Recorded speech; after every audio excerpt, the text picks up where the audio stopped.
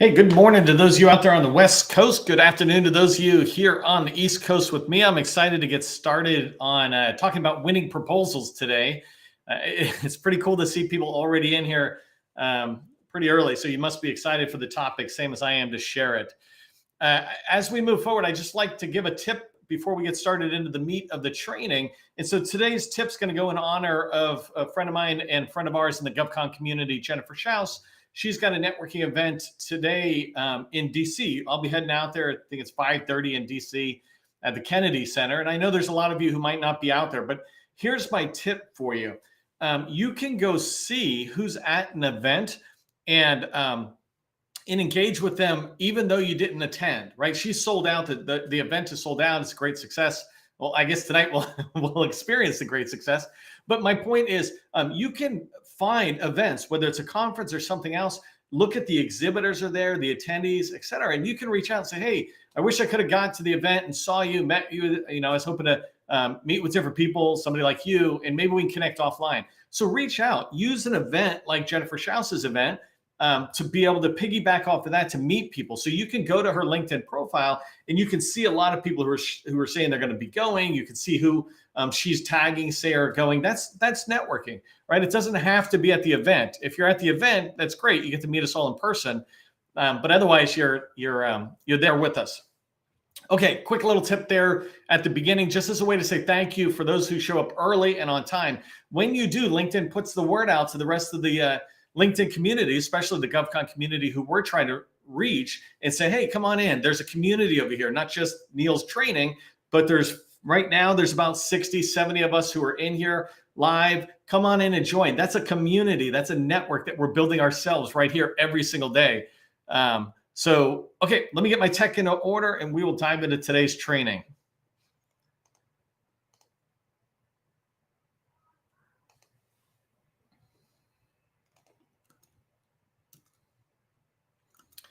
Okay, we're going to talk today about proposals, and I say guaranteed winners, right? It doesn't mean guaranteed awards, but it definitely means you can write guaranteed winning proposals time after again. And that's what we're going to talk about today. I want you to be able to write winning proposals that are guaranteed winners. When you write a winning proposal, then it's a guaranteed winner. Whether the government chooses you over another company that has also submitted guaranteed winners is secondary, right? But we'll get into that. I really want you to understand as we get started in today's training where winning proposals fall into the process. You cannot win predictable revenue sales, right, without writing winning proposals. You can occasionally win a contract here or there, but that's not predictable, repeatable revenue. That comes from writing winning proposals. And in order to write winning proposals, you must have slam dunk opportunities in your sales pipeline. These are opportunities that were written for your company. Like you look at it, you go, oh my God, that was written for us. That's a slam dunk opportunity. You need them in your pipeline in order to write winning proposals and win sales, win revenue. But you can't find slam dunk opportunities without relationships. Yes, you can go into SAM. Yes, you can go into GovWin and some of these other tools, right? But without strategic relationships, you're not going to be able to find slam dunk opportunities. This is strategic relationships with agency personnel, with teammates. They're the ones who are going to let you know about opportunities that are out there.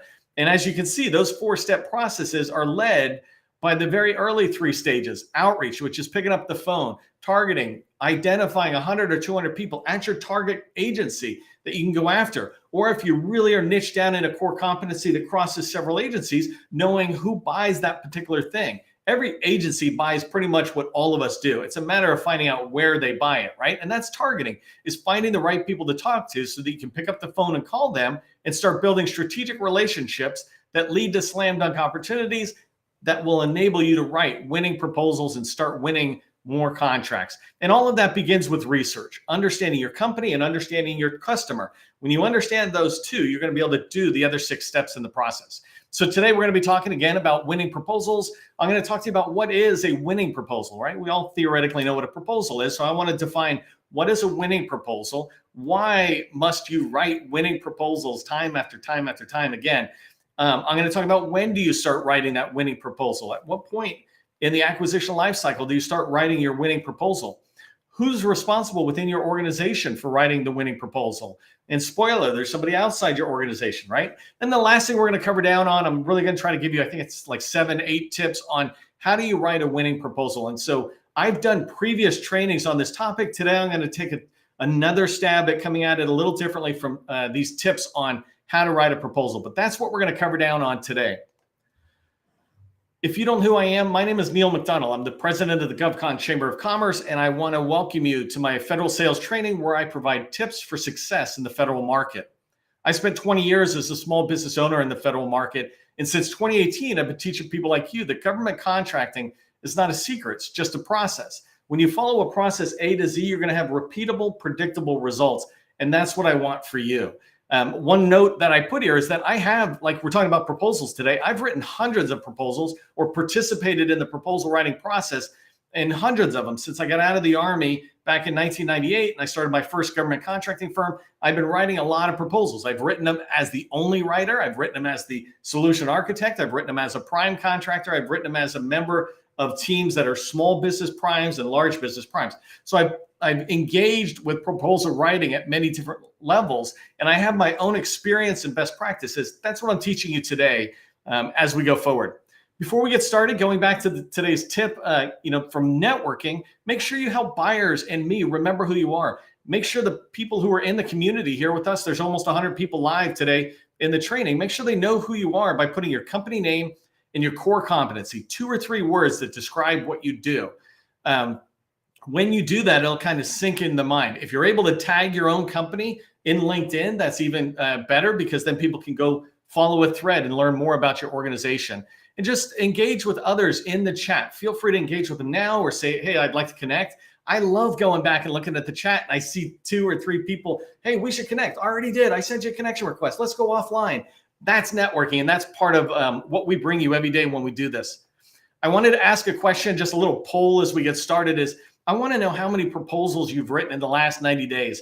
And if you're willing to participate, I'd really appreciate it, even if it's 0, right? But I'm curious, 0, 5, 500. I see some people just spew out proposals, and I don't mean spew being such a bad thing, but like, give me a number. I'd like, as my team and I go look at the comments afterwards, to see how many proposals people are writing out there. Okay, let's get started with what are winning proposals. First off, at the very highest level, a winning proposal is one that the contracting officer, the KO or the CO, when they're looking at it in front of them and they're awarding the contract to you, that winning proposal, the KO is confident that if they made the award to you, that everything would be perfect. You'd be able to address the mission and it'd be risk-free kind of thing, right? And so a winning proposal, is one that the contracting officer can be sure of that they're spending the taxpayers' dollars wisely. Contracting officers have a financial and a legal obligation to spend the dollars of the government wisely. And a winning proposal makes it very easy for them because they look at it and they go, this is a no-brainer.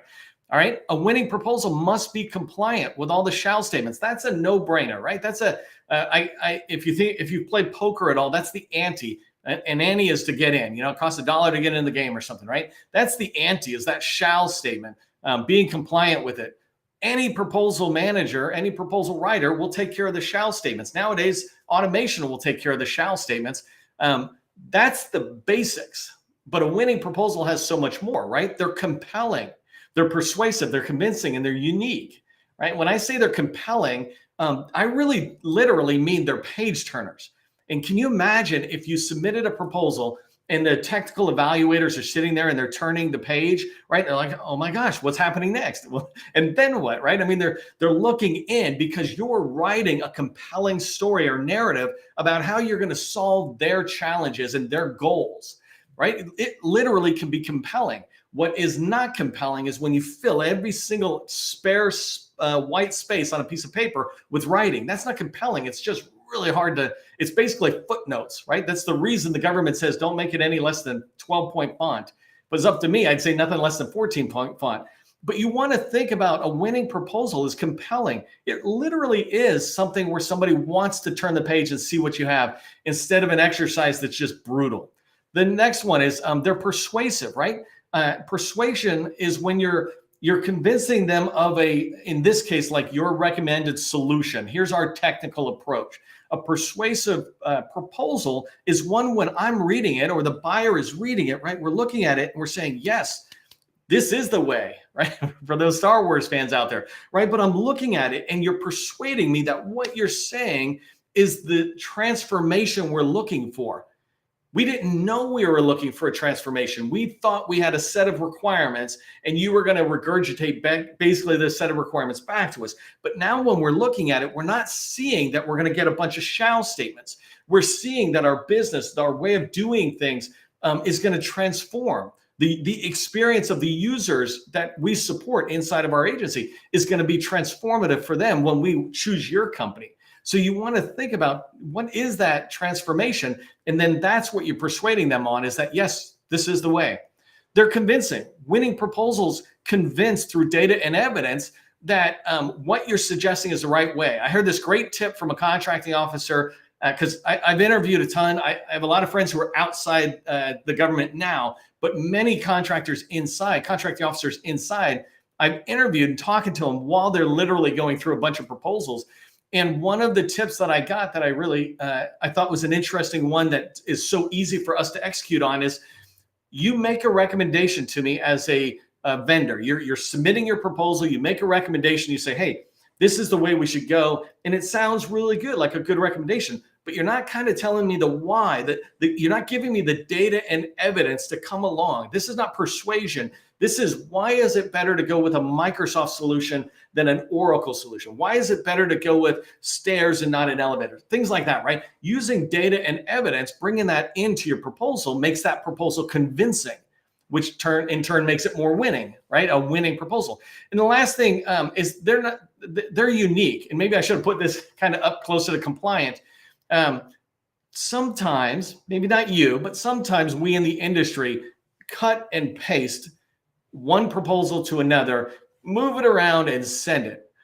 That is not a winning proposal. That's an acceptable practice that some people follow, and that's fine. That's your choice. But if you do that, you do not care about submitting a winning proposal. If you cared about submitting a winning proposal, you would not cut and paste from another proposal. That's different than having reusable content that is really well prepared. An example is, what's our staffing approach? You don't need to write your staffing approach over and over and over again, right? Once you've really nailed that in one paragraph, one page, or a couple of pages, then that's something that can be reused.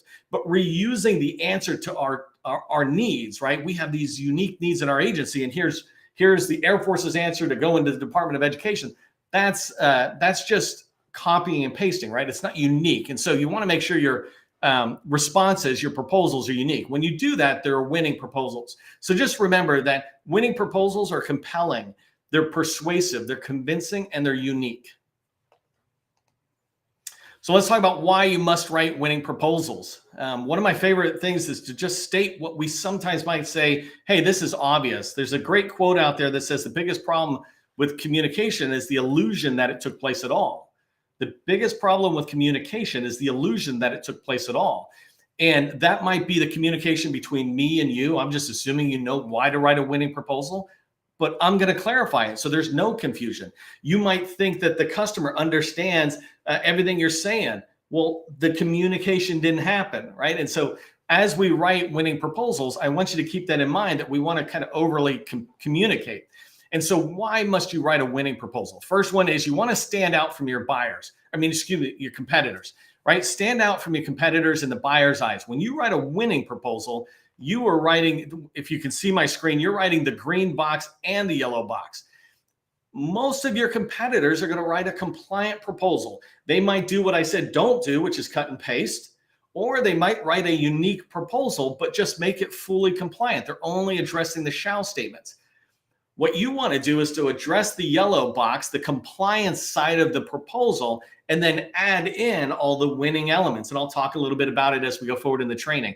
When you do that, you're going to stand out from your competitors, because imagine the buyers are looking at a bunch of proposals. Yeah, compliant. Yeah, compliant. Wow, compelling, persuasive. It's unique. This is a winning. This is a little different. Let me put that over there. That's a good one. I mean, these are good too, and I'm going to keep them. They're technically acceptable. You don't want technically acceptable. You want wow. or in this case, winning proposals. Another reason why you must write winning proposals is when you start writing winning proposals compared to just having a proposal writing machine. For example, AI is all the rage right now, and there's a lot of tools that will help you write proposals. That's cool, but you should use the AI for the right reason, right? And if I go off on a side box for 1 second, the right reason is to speed up a little bit of the compliance exercise, but none of the persuasion. That should come from you and your discussions with your customer, et cetera. And when you think about, when I was in the Army, I was in this unit called the Rangers, and we used to drive Jeeps. And sometimes they'd catch us driving them too fast and they'd yell at us. And one day they told us why they were yelling at us. And they said the whole purpose of Jeeps and the Rangers is not to sit there and speed us to somewhere. It's so that we can carry more stuff with us. I was like, oh, such an eye opener. The idea of AI is to just assist you in getting some of the compliance and basic stuff done so that you can knock out that 80% effort and put most of your time towards the 20% wow that goes into your proposal. So when you start writing winning proposals and you do it in this way over and over again, you're going to start increasing your win rate. I know people who are writing 10, 20, 30 proposals and not winning. There should be a flag when you pass 4. If you're not winning 1 out of 4 proposals, something is wrong in the process. And I do a whole nother training. It talks about how you can reverse engineer that and find exactly where the challenge is. But a quick example might be, you might be writing to an opportunity that is not slam dunk. So you want to find those slam dunks, write to them. Your proposal win rate will be 1 out of every 4 you submit, or even 1 out of 3, right? That is fantastic, but it's doable too once you start writing to what you're good at. Another reason why you must write winning proposals is that it allows you to win more. When you're writing winning proposals and you're winning 1 out of 3 or 1 out of 4 proposals, then pretty soon you start having cybersecurity past performance that allows you to start going after $5 million deals, and then $10 million deals, and then $25 million deals, and then $50 and $100 million deals, right? That's just the normal progression of business as you get more experience. But you need to write those winning proposals so that you can win and have that past performance that's all in the same space, the space that you want to be, that slam dunk opportunity.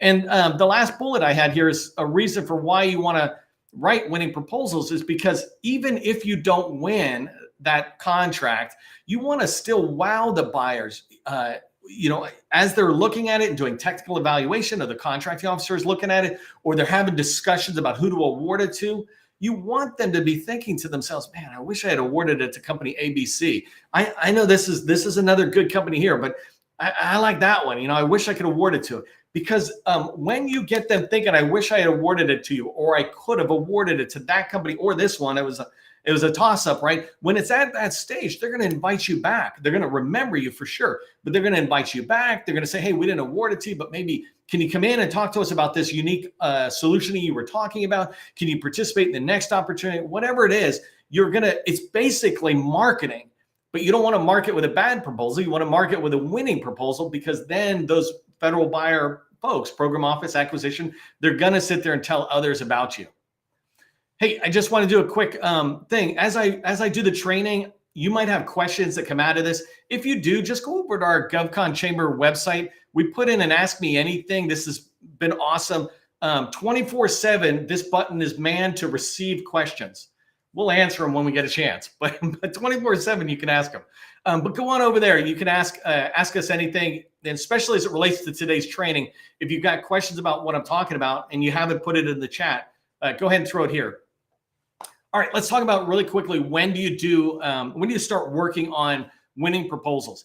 Proposal writing doesn't happen by the proposal manager. They finish it. They get it done. They get it out the door. Proposal writing should be the whole company.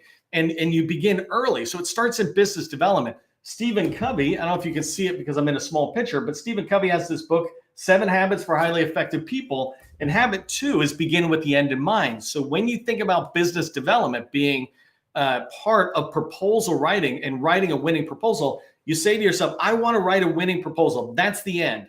And if I begin with the end in mind, pretty much the very beginning of this life cycle is business development. Well, I'm going into an agency. I'm learning about the agency. I'm building relationships and identifying opportunities. When I do that, I'm thinking about it the whole time, saying, well, I want to write a winning proposal.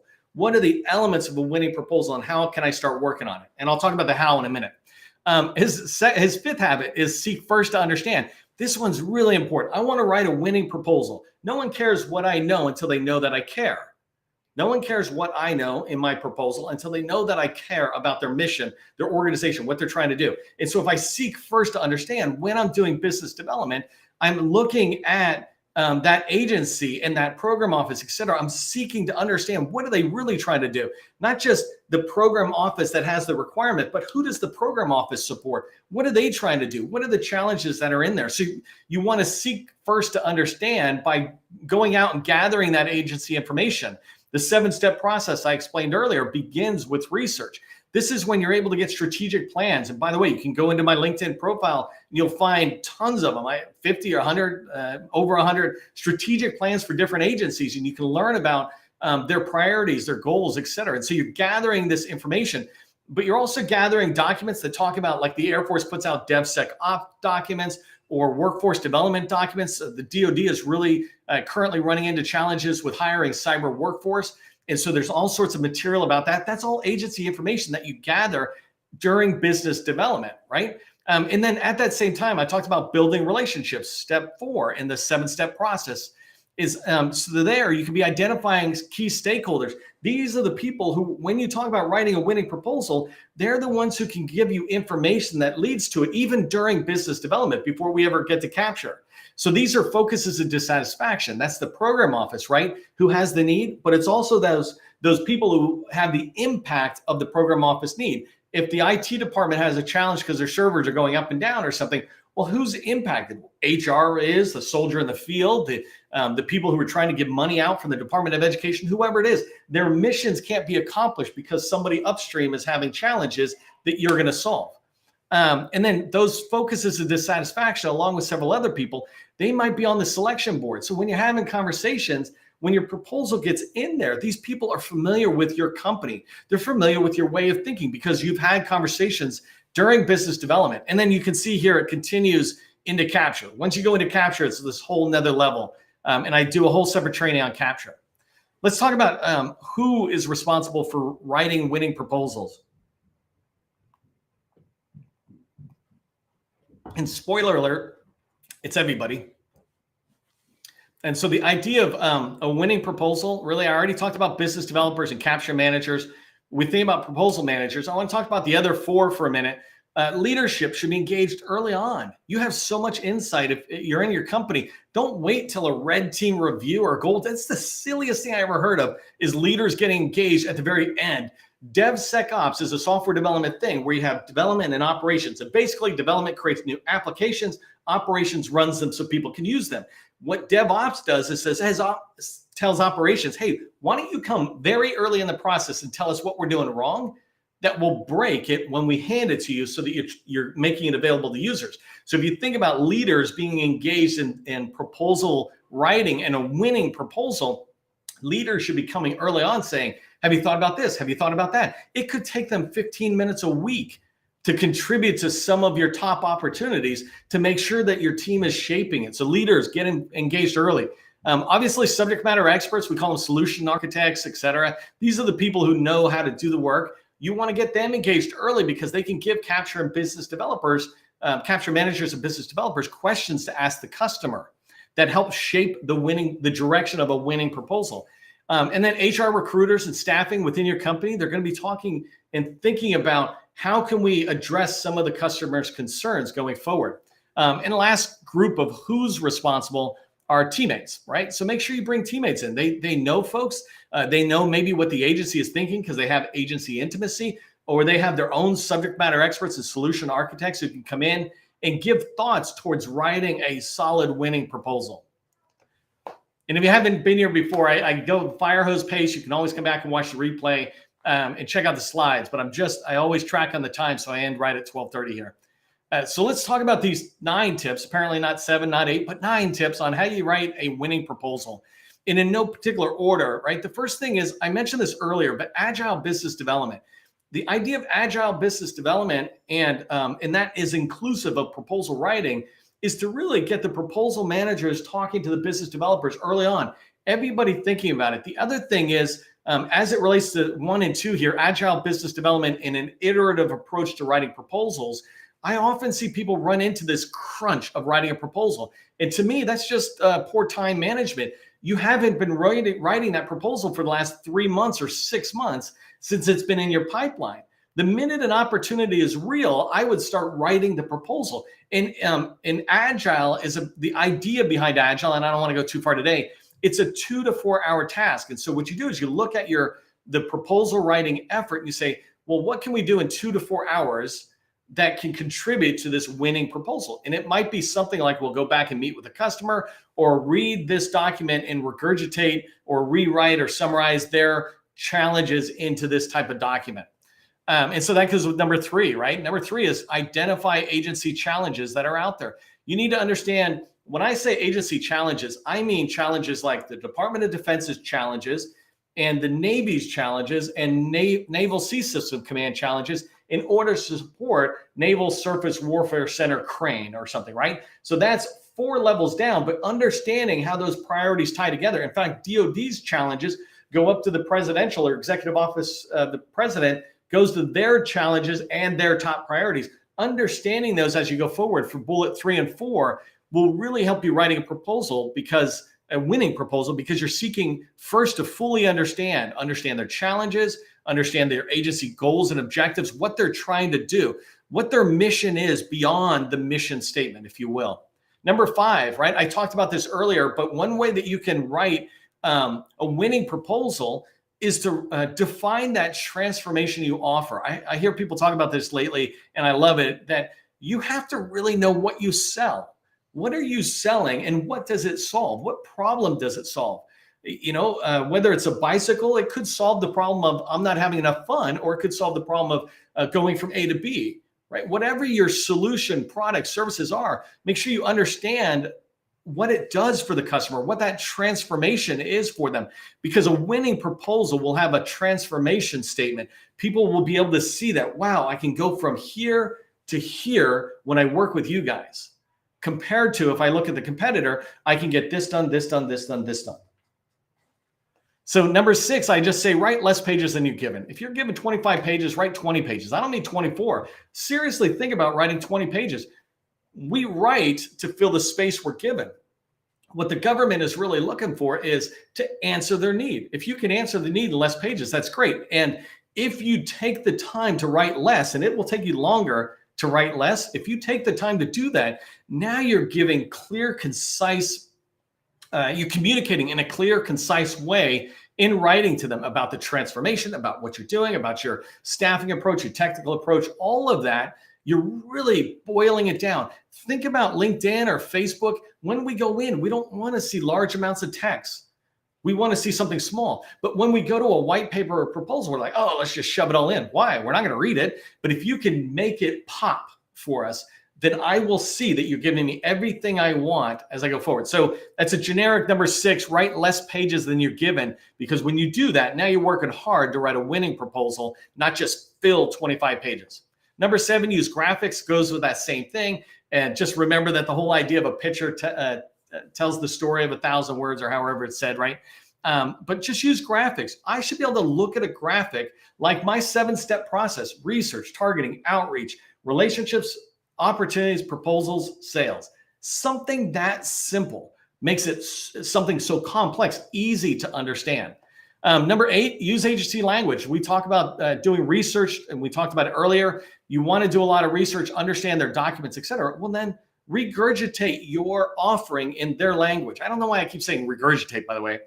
All my writer friends are going to get mad at me. But, restate, what you offer in their language, not your own, and not commercial, and not Department of Education if you're going into DoD. Use that target customer's language. And the last thing is if you want to write winning proposals, build strong teams. Those teams will bring you the skill set, the writing, and the knowledge that will help you write such a better proposal. All right, so here's what I want you to remember. Just stop writing last-minute proposals. Take more time to do it, and you'll have the chance to write winning proposals. Only pursue slam dunk opportunities. That means only pursue opportunities in your sweet spot. Number three, implement an agile business development way of doing business within your company. And basically what that means is bring everybody together and try to get smaller things done towards that winning proposal instead of the last month before or the 15 days when the RFP drops, et cetera. Hey, come back tomorrow. Today's Monday the 17th, I think. Tomorrow's training on the 18th is the end of the 7-step process. And so I'm going to be talking about how to guarantee sales in the federal market. If you're getting value out of the training, first off, say thanks in the chat so we know, and then consider becoming a sustaining member. We'd appreciate it. If you want to work with me, feel free to reach out. You can see we have a BD Accelerator workshop. But for everybody, I want you to remember, government contracting, it is not a secret. It's just a process. I'll see you in the next training.